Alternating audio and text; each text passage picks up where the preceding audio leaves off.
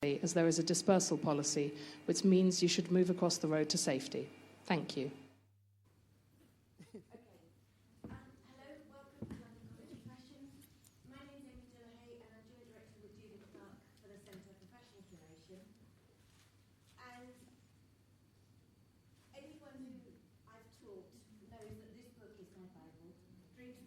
Gaynor Kavanagh. I first met Gaynor in 1995 when she invited me to go to Leicester University, where she was teaching on the completely seminal museum studies course there. And she invited me to contribute to a conference called Making Histories, and it was making histories of unusual and unexpected things. And one of the things that really stayed in my mind was someone who did making histories of allotment architecture as like early eco architecture, and bear in mind this is like over 20 years ago. And then I discovered this book, Dream Spaces, which is my absolute Bible, which I now know my students teach with as well. If one book's changed my working career, it's this book. So I start teaching a unit called Collect Recollect every spring, and I say to the students, if there's one person you would like, can you let me know, and if possible, we'll bring them over. And before I'd finished, one of our students said Gaynor Kavanagh this year. And I said, yes, it's who I'd choose to. So it's with absolute pleasure that I introduce Gaynor. Gaynor's worked as a museologist. She's taught, she's worked in museums. She's written seminal books on museums in the First World War, on museum provision. She acts as a consultant for museums. And she's the author of this magical, magical book. So it gives me enormous pleasure to welcome you. Thank you.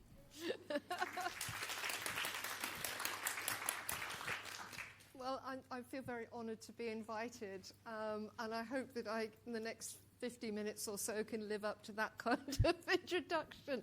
I'm going to, in a College of Fashion, I thought to myself in the last 10 minutes, I ought to tell you this. I gave a lecture in Cardiff in the Reardon Smith Lecture Theatre that some of you may know. It's a classic Edwardian lecture theatre. It features in Doctor Who now and again. And at the end of it, my nephew, who came to collect me, was in the back of the room, and he said, "Yes, that was very nice, Gay, but why were you wearing your top back to front and inside out?" And the thing was, I had changed just before I gave the lecture, and I've done the same thing this evening, and it was only about 10 minutes ago when I nipped down to the loo, I realised I got my skirt on back to front and inside out. So I hope that's actually quite a good omen. Or not, as the case may be. Let's put my glasses on so we can see what we're doing. What I thought I'd talk about tonight is, Amy very generously just asked me to speak. So, give me a microphone and, we could be here for a long time. Give me a microphone and a gin and tonic, we'll be here until next week. But one of the things that really interests me is about memory and the senses. And I think it's a terribly important thing for museums, for museum curators. I think it's a hugely important thing for artists. I think it's a massively important thing in terms of how we approach relationships, care, therapy, a whole range of things. And it's a subject which is important to approach from many different points of view, which, because of that, led me into a huge dilemma preparing this about what exactly it was I was going to say. One of the things that's particularly exercising me at the moment is within the museum sector, there is a huge push from the Museums Association on the notion that museums change lives. I was a member of the expert panel for the Welsh Assembly, if you like, the Welsh Government, on local authority museums in Wales. And I had so many pieces of evidence from people who, was saying, oh yes, but museums change lives. And then I'd go and look at these museums and I thought, I don't think so. And as we got more and more into it, we found just how poor the state of those museums were. 66% of local authority museums in Wales have got full stores and can't collect anything anymore.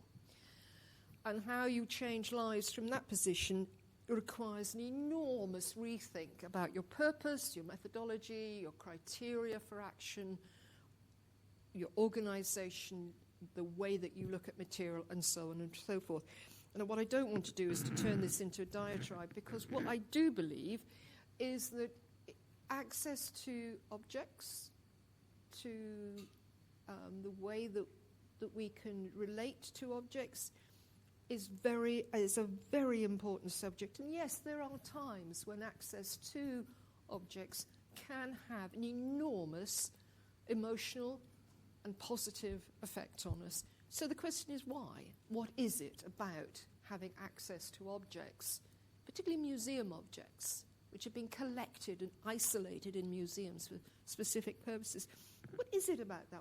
What happens in that relationship between ourselves and this material? I think the evidence is very clear that access to material from our past, access to visual images, all sorts of things can trigger profound emotions, sometimes negative ones, not just positive ones. And it's that I'd like to address tonight. And that's how and why seeing, and particularly tonight, touching things associated with our life stories can have an impact. Not all the time, but just now and again, there is in that one moment sometimes something enormously profound, which is where we now turn to Star Trek. It's the moment I'm sure you've all been waiting for, and why 2/3 of you are here. So I'm going to ask you at the end, for the Trekkies here, to tell me which one of the films this is from. So I'm going to go straight into this. Looks like a good spot right here.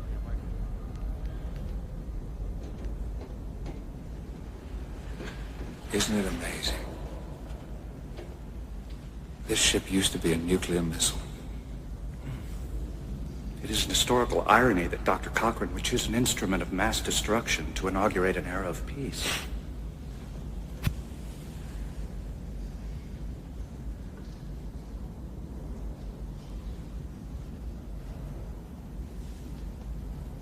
It's a boyhood fantasy, Data.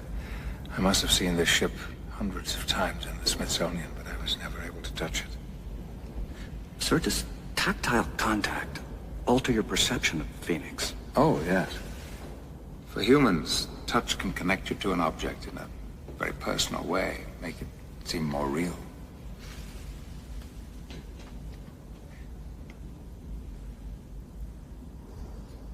I'm detecting imperfections in the titanium casing, temperature variations in the fuel manifold. It is no more real to me now than it was a moment ago. Would you three like to be alone? What have you found out? There's no sign of Cochrane anywhere in the complex. He has to be here. There was nothing more important to him than this ship. This flight, it was his dream. Captain, we should consider the possibility that Dr. Cochrane was killed in the attack. That's true. And the future may die with him. Okay, which Trekkies here knows exactly which film that was? Yay! I knew somebody would. What is it? Which one? Yes! Well done. That is correct. Now, do you notice in those things all of those motifs about touch, about the long-held but thwarted desire to I'd gone to the museum 100 times, I hadn't been able to touch it. This is what museums do. See but don't touch. Never been able to touch it. The memory of the former self as a boy going to the museum. The effects of that touch once permitted. You know, the difference between Data as the android and Jean-Luc as the human, the look on his face, the communing through touch. And did you notice when the third character, whichever the third character is called, the empath, what's she called? Who's the Trekkies here? Yep, that's right, Diana Troy. She said about the touch fest of the three of you, of the making of the object, i.e. the missile turned into a spaceship, became a subject. It wasn't an object, it was the three of you. It was Data, Jean-Luc Picard, and the third thing as an equal partner, a touch fest. Now, how do we begin to understand that? How do we begin to understand why touching that thing was having such an effect? It wasn't a casual thing. The character of Jean-Luc Picard was holding on, allowing that touch. There was something about that moment.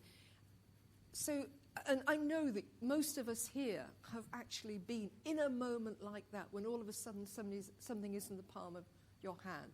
My first, I can remember having a piece of Samian ware as a 16-year-old, going to the museum and somebody giving me a fragment of Samian ware, Roman pottery, and I was holding it in my hand, knowing it had been excavated locally. I was allowed to hold it and touch it. And I bet all of you here have got a similar kind of museum memory or museum-related memory or art-related memory, that holding something in your hand that you were otherwise not permitted to hold or unable to hold or never had the chance to hold before, once in your hand, has made something profound happen to you. So really what I want to begin today is to just tease out some of the elements of this. It's a huge subject. And I wanted to begin with this, just to... And it just... I was thinking about this the other day. It's part of the funeral service. And it comes from two parts, from the Old Testament and from the Acts of the Apostles. And you know this, we brought nothing into the world, and as sure as hell we take nothing out of it. And in between those two states, we fill our lives with stuff. A lot of stuff. A lot of stuff. Now, only a very small proportion of that stuff, the teeniest bit, gets collected into a museum. Only the littlest bit of that. Curators will decide on your behalf what is relevant about the stuff that you know, the stuff that you engage with, the stuff that inspires you, sculpture, artwork, ceramics, what you're wearing.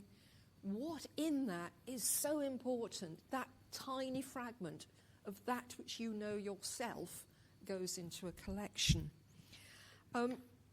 So this stuff largely goes into landfill or gets handed on or whatever it might be. But we fill our life with stuff. And there's some bits of that stuff which are so important. That little bit of it goes into museums. When it goes into museums, what happens? It forms collections. Collections form exhibitions. We go and look at it. Now, there are different models of what happens to us, how we experience museums. And as Amy said, this is something which has profoundly influenced me. And it is it's literally a page and a half, no more than that, by a man called Sheldon Annis, who talked, I think it was something like 1980, about when you go to a museum and look at those things, that tiny, minuscule little bit that's being collected of all of that stuff, you're actually walking through three different kinds of symbolic spaces: cognitive, social, and dream. One of the things I have, in parenthesis, one of the things I have a problem with is a lot of tightly defined theoretical models, which puts things into lots of diagrams and flow charts and all the rest of it. I'm an historian. Life is never that tidy, so I kind of avoid these. This is why I like Sheldon Annis, because what he said about these spaces is that they float. You're walking through them. You're around it, and it's where you are. So, sorry, let me just explain this quickly. What does this mean? When you go to a museum, he argued there are three kinds of, if you like, experiences or spaces or symbolic levels of encounter. The first is cognitive. This is what all curators think. You are going there to learn 16 different types of Iranian coins, or you are going there to learn about the 18th century tailoring of something or other, do for whatnot. Or you're going there because this is the most important Leonardo da Vinci cartoon in the world, and that you will go there and you will come back. You are an empty vessel, and you will go, and then something will pour all of this information into your head, and you'll come out knowing it all. This is what we want museums to be. We want to be, museums are where you learn things, which of course is true. Absolutely true. Don't want to deny it, don't want to undermine it. But the complexity is that that is fused, in this view, with two other profoundly important kinds of things. One is the social space, that you may well be going there to see an exhibition which is about, I don't know, the First World War. You're there with your partner, you're there with your child, you're there with your granny, you're there on your own. And that it's actually the social experience of being there which is profoundly important. When I've done some exercises with students about what they remember about visits and putting them in particular situations, very often it's, you know, we had somebody in a wheelchair, we couldn't get them through the door, and I was with my brother and he was being a real pain in the backside. Yeah, or I was talking to my mate, and, you know, so in a sense, the social part of it, the social space, is about relationships. When you go to an art gallery, you're sharing that experience, possibly with yourself, possibly with whoever it goes, but that is a filter in the experience of it all, what you get out of it, what you don't get out of it. And the third area, and this really interests me, was what he called the dream space, which is where your conscious and your unconscious mind begin to meld. I mean, I've been to a lot of museums, seen a lot of art galleries. It's professional as well as a personal interest of mine, obviously. But I can't deny the museum visits I've gone to. And really, you know, what I've come back with is a song or half a song in my head. I've gone round and there's this kind of like song and half bits of conversations I wished I'd had. Or I'm looking at something which is terribly important historically, and all I'm seeing is the same colour red as my nana's jumper. Do you know what I mean? Yeah, we need to own up to this, that we think that we're getting into some intellectual engagement, and we are, but it's an intellectual engagement which is actually releasing something in ourselves, which is about play, it's about emotion, it's about life stage, it's about psychological state, if you're in a good frame of mind, if you're in a bad frame of mind. You know, you can theorize it all you like in terms of, Maslow's hierarchy of needs or whatever it might be. But when we are in a museum and gallery space, and I don't want actually to say this is just museums and galleries, because I think this can happen in the environment, it can happen in Historic House, it can happen in John Lewis's, it can happen down the pub. It doesn't really matter where, but we do have this interplay of the cognitive, the social, and the dream. I'm just about to put on a slide which is a piece of artwork well known to you. It's a bit of I was kind of telling myself off a moment or two ago for actually putting, you're going to see two surrealist pieces of artwork. People will know this, obviously it's Dali's Telephone. And surrealism is a bit of an obvious one when you start talking about dream spaces, because that's, in a sense, what they were trying to do. They were trying to kind of break the norm. But bear with me, because the reason I'm putting this one up will kind of come about in a moment or two, and I can remember what it is I was going to say next. So, yeah, dream space. It is admitting that there is such a thing as unobjective reality, that there is such a thing as the free play of our imaginations, and that is something that we do get out of museums. And because of that, because we know that, or we can anticipate that a museum visit or seeing an artwork or seeing the environment will evoke in us something of, the deeply held unconscious mind. It could be just a past memory. It could be, as I say, a fragment of song or whatever it is. It has the potential to be profound. The boy Jean-Luc Picard wanted to touch that object, and he had imagined it. So there was there was an imaginary dreamlike quality to being able to at last touch it. So What I want to say from this is that our senses are fundamental to that notion of the dream. Our senses are fundamental to the way, to what can be released in us. It could be a sound, it could be a smell, it could be a surface tactility, it could be a colour, it could be any one of a number of enormous things. One of the things I feel about this, and I think this is where galleries, artwork particularly, but all kinds of visual and cultural experiences are important to us, is that if we do, and I believe that we do, through the dream space, release an awful lot of interesting kind of personal experiences and memories and desires, that within that we don't need words. There's this is why I put this one up, okay.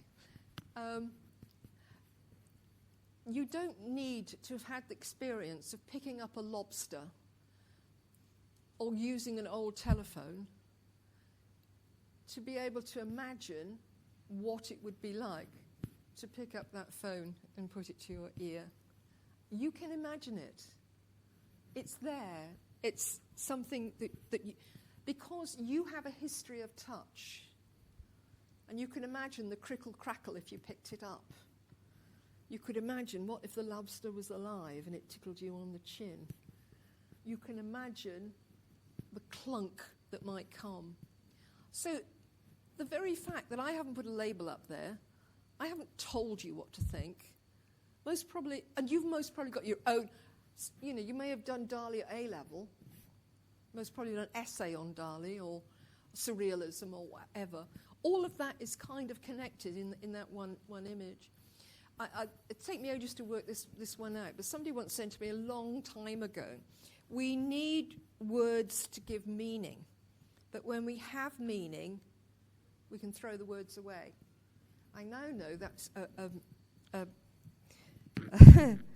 that is actually a sort of badly rendered Ludwig Wittgenstein quote or unquote, but you get the thing. When we I don't know how many languages are in the room, but we can all see and think about that as an object. We don't need words for it. We've got it there. And it's not our languages, it's our history of tactility and visual awareness which has led you into an engagement with that. Does that make sense? Good. It does. Right. So, okay, so if we can accept this, that seeing and touching things is a way of engaging with the material world which has the potential to release memories, to engage our imagination, to lead us into new, exciting thoughts, sometimes frightening thoughts, but it is a gateway to the unconscious mind and our creative and emotional abilities. We know from various studies that in this post-industrial society, some of our senses are more important than others, or have become more important than others. In a hunter-gatherer society, being able to hear is hugely important. You know, the stick being broken as a predator comes upon you. Being able to smell the changes in the seasons or whatever it might be. In a post-industrial society, our senses, which are really important, are those of sight and of touch. And it's touch, as I say, I particularly wanted to talk about and focus on. We know that when we lay down memories, studies of the brain, when we lay down memories, it's not just one thing. It's not just, I touched this table, and I remembered that in my head. it will be all of the other things that come with that touch, the room, you, the warmth, feel of the carpet under my feet. When we lay down our memories, and we do so primarily in a sensory way,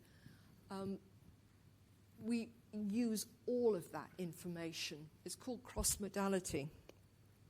So our memories, when we lay them down, are layered and they're overlapped. So it's not just the episode that we would remember, me touching the table, but the feelings and the sensations which went with that standing here. So if you take it, it's not just the bike ride, but the smell of the summer meadow, the sounds of dogs barking and tyres on tarmac, the feelings of falling and the scrape of the knee, the tumbling into the nettles, the thud of the bike's handlebar landing on the ground next to your ear. Any one of those things, like walking into a meadow or hearing somebody fall off a bike, would be the sorts of things which would bring you back to that one experience of the memory. So touch is a very, very basic sense to us. It's key in all stages in our life. Fetuses, touch is the first sense to develop. Touch is the way that newborns orientate themselves to the world. They grasp the first finger that they can find. So a small child begins clutching, reaching, finding texture. Children who grow up without regular assurances or affection through touch tend to be more aggressive and less adaptable to productive relationships. In adulthood, to live without genuine touch, affection, can be seriously debilitating and depressing. In essence, touch ensures that we are not isolated. And I'm going to do some poetry in a moment to just explore that a little bit more. It corroborates the difference between ourselves and others. The difference between me and this monitor is that I can touch it and know that it's not me, it is the monitor. I can see it as well, but the touch is the verification. So touch ensures we're not isolated. It corroborates the difference between ourselves and others. It provides the verification for our worlds. And it gives the unquestionable evidence of our living a life. And Jean-Luc Picard was saying just that. It made it feel real. It gave him reality, that moment of reality. Through touch, I'm just going to put another slide up for a minute. Through touch, we know when something is hot or cold, soft or hard, living or dead, serrated or polished, sharp or dull, caring, hostile, kind, unkind, benign, malignant, threatening, supportive. You don't need to have drunk from a fur-lined cup to imagine what it would be like having breakfast with Merit Oppenheim. You know what it's like to hold a cup in your hand, the feeling of that. You know what it is like to hold fur in your hand. Your imagination can work on what it would be like to actually have breakfast with Merit Oppenheim using that cup. And this is two pieces of work from a graduate student at Falmouth years and years ago, Emma Churchill. I don't know, it's one of the sculpture students there. She did a whole body of work where she interfered with objects, and in this case, pencils in the soles of shoes and in a broom. And your imagination runs riot with what would be the results of you dancing on the floor with the boots on, or cleaning your floor. I just find that, and can you just imagine? I'm already thinking, if I trod on those, would the pencils break? What would the noise be? What would the shape be? How would that move forward? Would I fall over? All of those questions come to mind. So, simply put, we know our worlds because we can touch them. And they touch us. it's authentication, it's transference, and it's confirmation. Indeed, the relationship of touch to our ability to understand and negotiate something of life is expressed in the very language that we use. For example, the verb conceive is from the Latin concipere, meaning to take and hold. Hence, to conceive means to become pregnant. To beget. This, of course, can be configurative, so you can conceive an idea, to form in the mind or formulate ideas. Other verbs are to grasp, to apprehend, to brood, and to ruminate, all about holding on to things and the tactility of it all. So the very act of touch is within our vocabulary in all sorts of ways.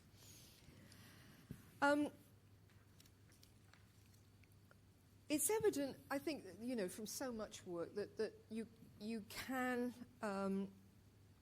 in the use of objects for reminiscence and therapeutic purposes, you can release an awful lot of profoundly important memories, release memories which have been withheld, but you can also disturb an effect, and to move forward within a museum sector, assuming that simply allowing people to touch things is going to be a good thing, is actually, I think, quite dangerous. And there are some safeguards which need to be put down. But I'm trying not to move too far into that territory, and I kind of wanted more to stay with you for the moment into the idea of the importance of touch to our human experience. And therefore, I'd now like to go into a small sidebar, and I'd like to speak up for skin. So, one of the things about art is sometimes it can say things that we find difficult to express. The first here is a song. I'm doing this with tongue-in-cheek, believe me, and then I have two pieces of poetry. So if I could just...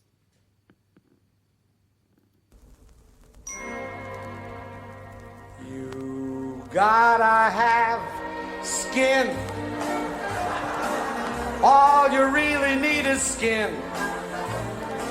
Skin's the thing that if you got it outside, it helps keep your insides in.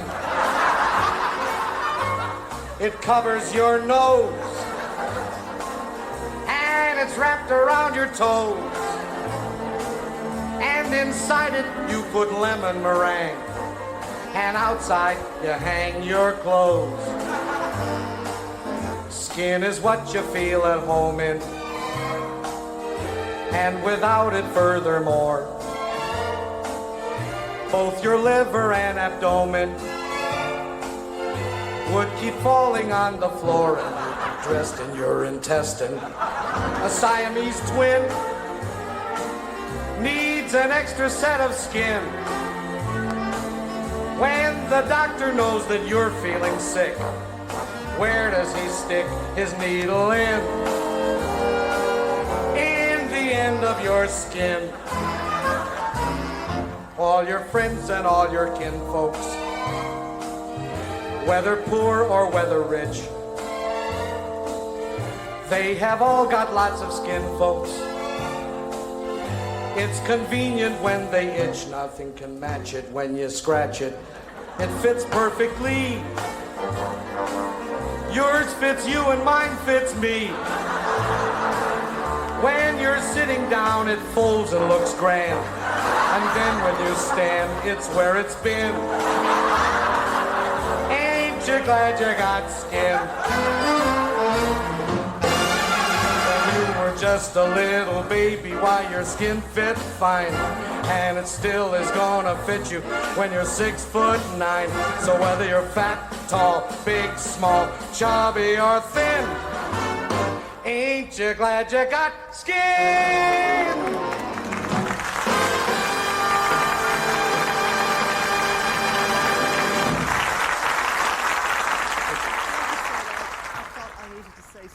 Skin, because I've been talking about touch. It is our largest organ. The skin enfolds us, and when we do touch things, it's not just our fingertips. Some parts of our body are profoundly sensitive, more sensitive than others. Our fingertips are, and that's why John Root was touching with his hands. But there is a relationship. All forms of body relationship can induce memory, imagination. I do, in another part of my life, I do a course called Weaving with Water, which is about releasing creativity.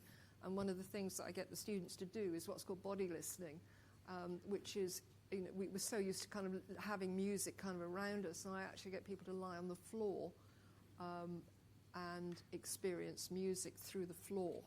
And it means that they have to engage their whole body in listening, and it's a different experience. Do try it. Two little bits more of poetry, and again, poetry, as I said, can open our eyes to ideas, open ourselves to ideas. And this is just a small piece of an Erica Young poem that some of you may know. And I again, it's about touch, but it's also about why. And this is, I gaze at the place where he turns into air, and the flames of his skin combined with the flames of the sky, proving the existence of both. And it's looking at that bit beyond ourselves, that beyond that edge, the edge of the body. I hope that people here will, some of you may well know that poem. Do you? Please look it up, The Edge of the Body. It really is an important poem in terms of thinking about how we experience the world and the importance of the edges of ourselves, which is the skin, and the rest of life. The skin, the touch, the external to ourselves, the internal to ourselves, which is why the internal to ourselves with Alan Sherman, keeping our insides in. And the second poem, which I think is an extract, which is also, oh, blimey Moses, what do I do here? And this is from T.S. Eliot, and it's from Song for Simeon. And again, looking for some explanation about why touch was important, why being able to kind of reach out to that spaceship and hold on to it was so important. What are we doing? We are confirming a reality. Whose reality? Why? Why is that more important than reading about it? Why is that more important than seeing a photograph? Why? And this came to mind, and I don't, again, some of you may know Song for Simeon. I did it at school, which is how I know about it. And this is Simeon's song, and this is just one of the parts of it. And my life is light, waiting for the death wind, like a feather on the back of my hand. Dust in sunlight, memory in corner, waiting for the wind that chills towards the dead land. Simeon waiting for death, but knowing that he would have to see the Christ child before he could die. And my life is like a feather on the back of my hand. And in another world, in another lecture, I did a whole thing about the feather. And if you imagine putting a feather on the back of your hand and trying to hold it, you find that you can't. And that's what T.S. Eliot is saying about life. You can feel the feather on the back of your hand, but it just takes the wind. It can move in the wind, and one day it'll just be gone, off with the wind. So it's about temporality, it's about inability to hold on to things, literally hold on to things, and putting that idea of the touch as the feather on the back of the hand as the metaphor for our experience of life and its length. I love that photograph.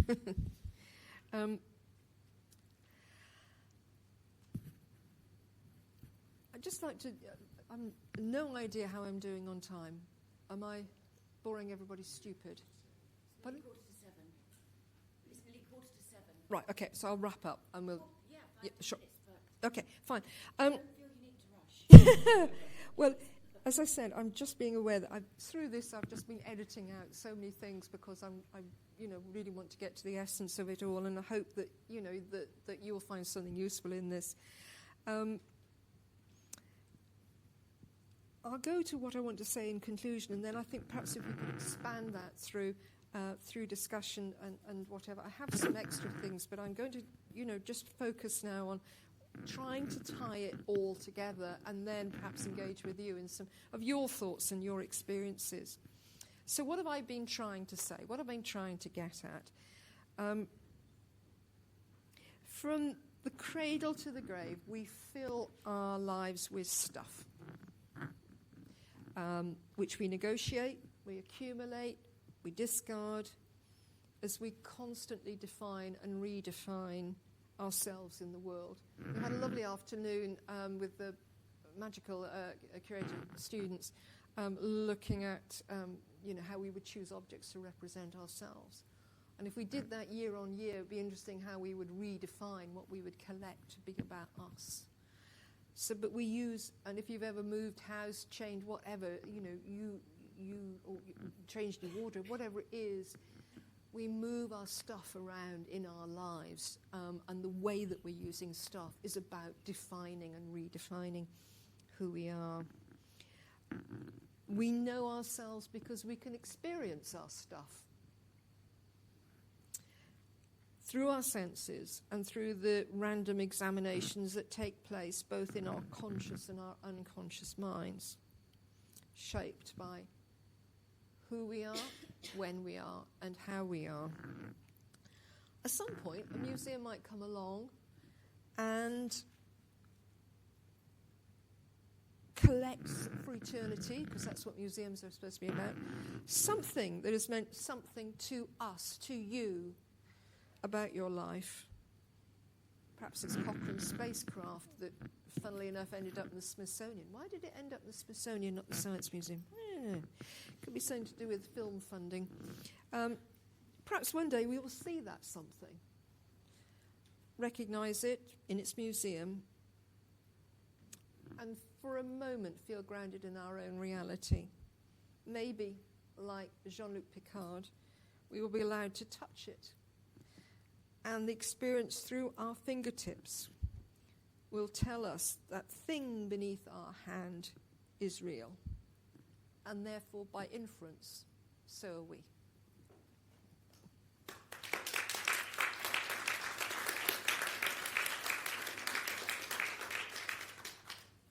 Thank you so much. It was every bit as fascinating as I knew it would be. God. Would anyone like to ask Gaynor a question?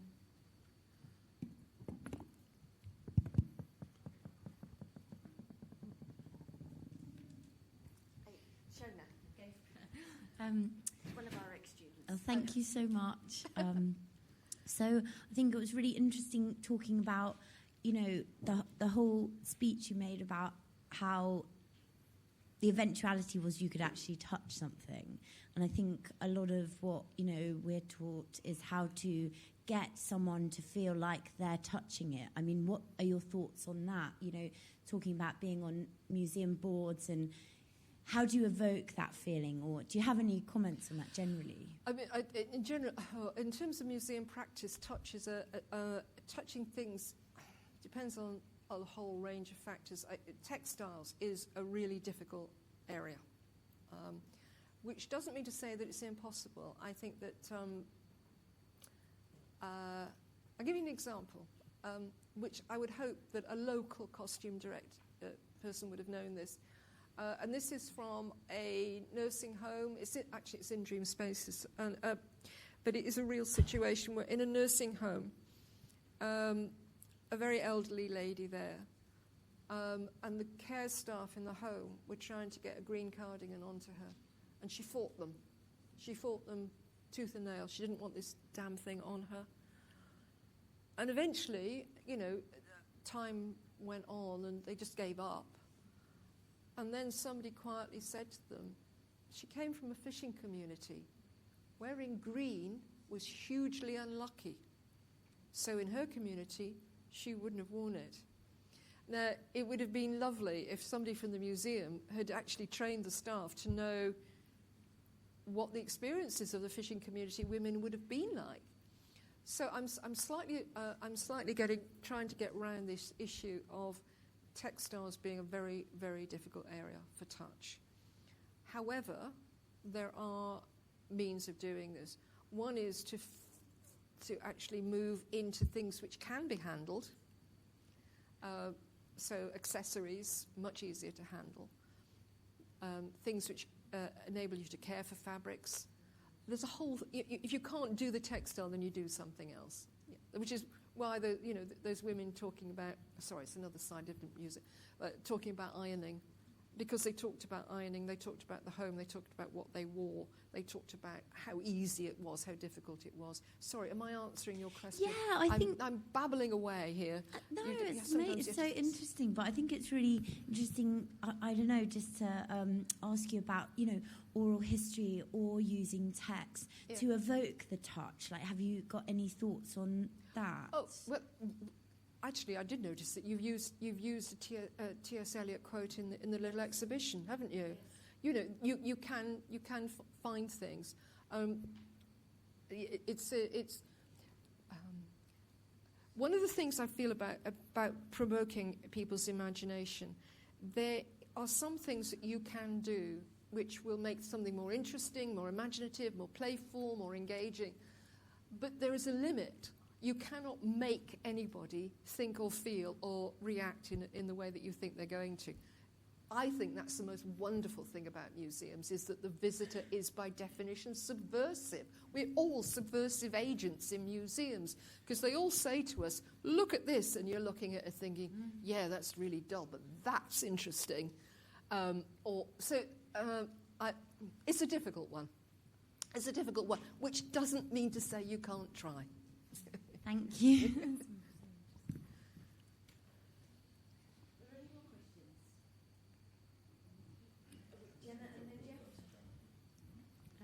Hi, thank you, Gaynor. I was just wondering if in both your consulting and then in your research in a wider sense, you are looking at the haptic and the real as a sort of antidote for virtual experiences in museums, and is this something that you're called to talk about a lot as digital technology proliferates in the museum?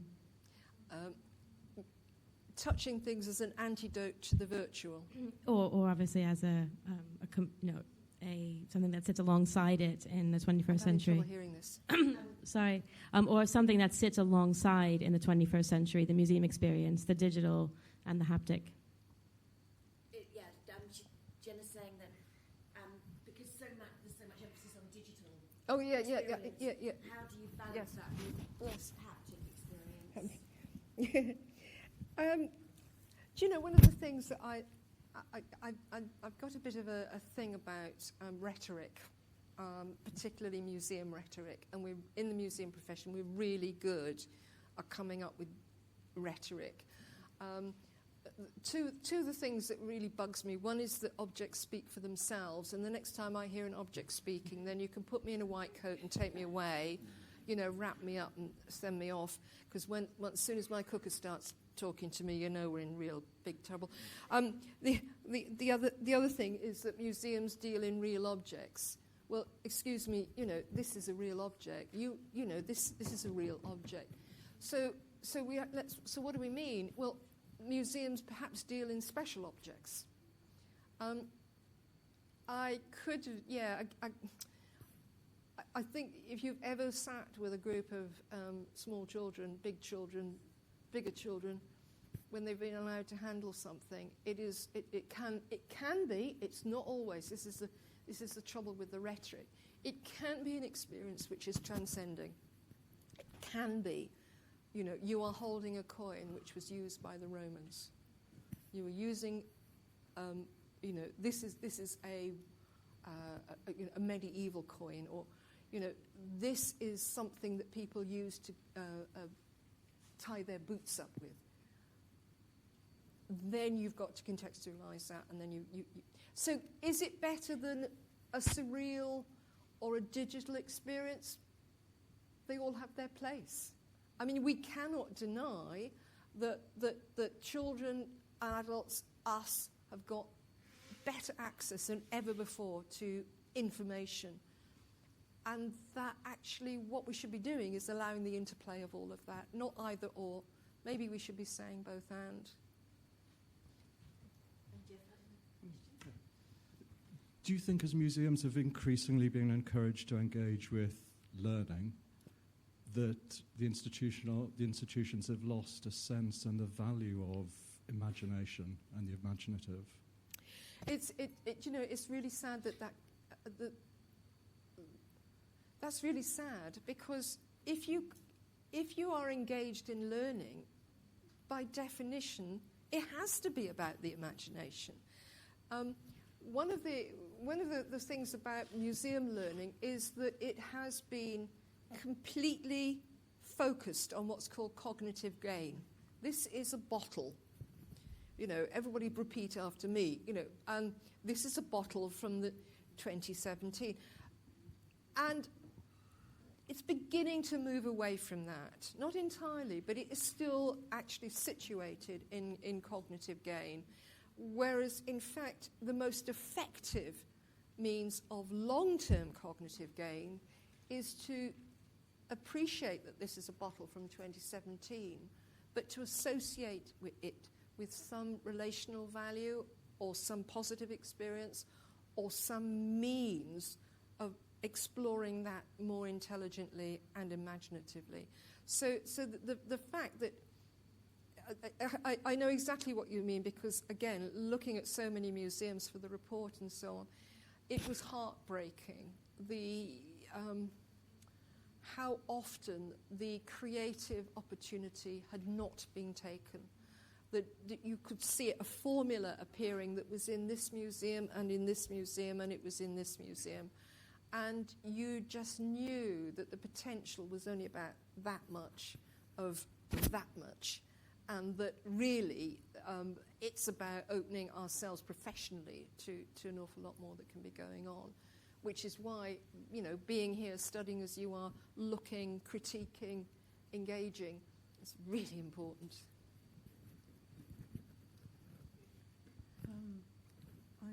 I'm an artist, so I'm coming from outside of here. I make ephemeral work, and my question is, you started off by saying you've visited all these museums, their collections were full, their storage was full, they can't take any more on. I understand there's the need to keep things and keep things precious, but if you let people touch things, it will destroy them, but it'll open up space. Yeah, absolutely. So perhaps choose a few things to keep as precious. Yeah. Oh, God, yes. Yeah, I have to say one of the biggest disasters is that a long time ago, and I'm extremely old, so I can remember it, museums used to have loan collections. And you could, your school, your college. I remember my best friend when she did her pre-dip year, which is a foundation year in art college, and I was going up to her studio, and they had a whole range of stuffed birds, sea eagles, and it was part of their drawing, and it was most fantastic. The bloody huge birds. Sorry, excuse me. You can't. That's all gone now. So what we don't have is a sort of basis by which we could perhaps use museum objects for reminiscence sets or something like that. Unprovenance material is perfect as long as you can do the as long as you can select the right things, and you have the right things to select in the first place. No, actually, within the report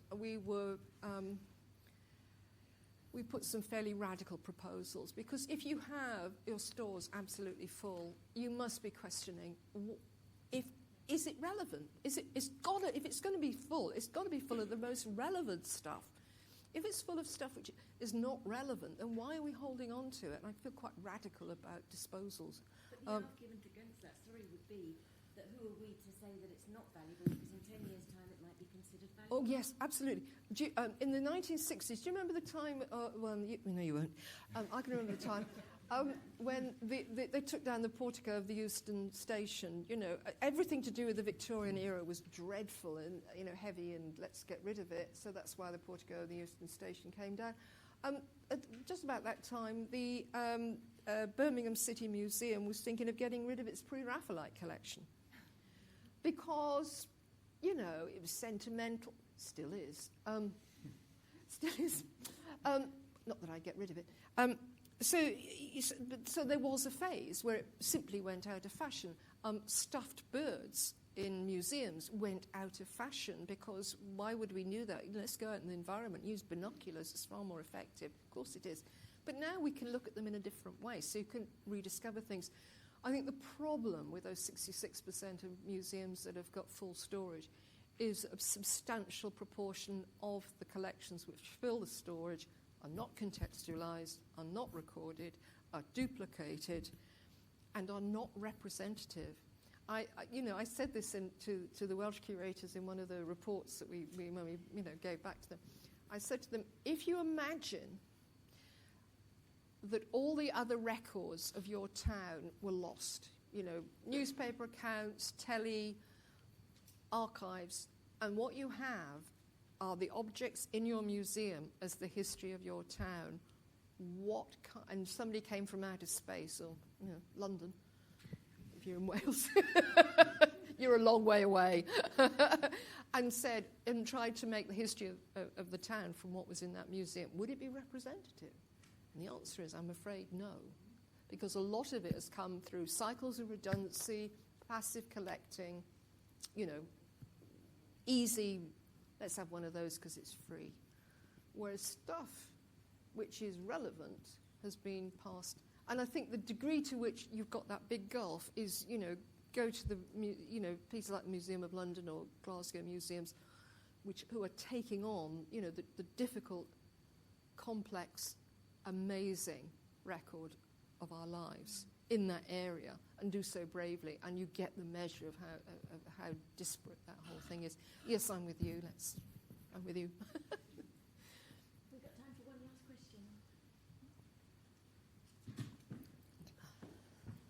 Is that you right? Oh, yeah, sure, yeah. Hi. You mentioned quite a bit about environment in your early talk, and talking about storage and things that are in stores made me think, I'm currently working on a gallery that has a lot of open display, and people will be very much invited to touch the objects.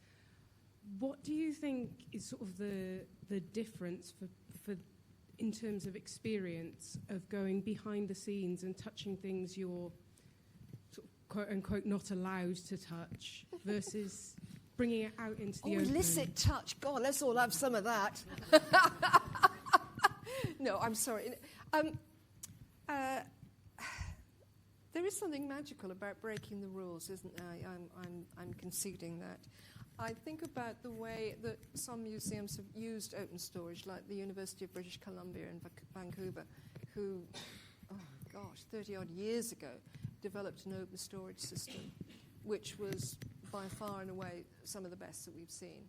And it simply allows you to get close. Now, whether it allows you to touch is a different matter, because some of that material is sacred, because it's First Nations material, some of it can't be touched because it's fragile or whatever. You can have, and many galleries do have, areas of tactility that you can feel the difference between wrought and cast iron, between cured and uncured leather, between cotton buds and cotton thread. So you can play with it that way. Is that what you meant? Yes. All right, one very, very last one. Sorry. I just had one question going back to the beginning of your presentation when you were talking about museums changing lives. Yeah. And it's just a thought that I had about the lack of empathy that we're talking about currently. Like, do you think that museums, by maybe contextualizing their objects more, like when they're taking objects from foreign cultures, they contextualize it and added a more emotional and experiential layer that they could actually, actually change people's opinion about other cultures and change, lives ultimately? Do you know, another bit of rule breaking that I would really, really love. You most probably have been to anthropology museums or museums in the UK that look at other cultures. I would really like to see, a group of Nigerian curators come and do an exhibition on life in Cardiff, or some Peruvian curators come to do an exhibition on, life in Southampton. And I think that would be hugely interesting in terms of, this afternoon we've been talking about the parameters of what we collect, what we see as relevant, how we see things as relevant. And I would love to have people, to have that cross-cultural curation as a way of exploring and exposing something new and fresh about ourselves. We were talking this afternoon about an exhibition where Pablo Palozzi, the sculptor, was allowed free access to the anthropology in the British Museum and created an exhibition of it. And he just broke all the rules in terms of radical juxtaposition of materials. And it just made you look more closely because you weren't expecting to find things next to one another. And I think radical juxtaposition is actually one of the great tools in a curator's armoury, not used often enough in my view. Thank you, Gaynor, very, very much for an amazing evening. Thank you. Thank you. Thank you, everybody. It's been a lot of fun and totally terrifying at the same time.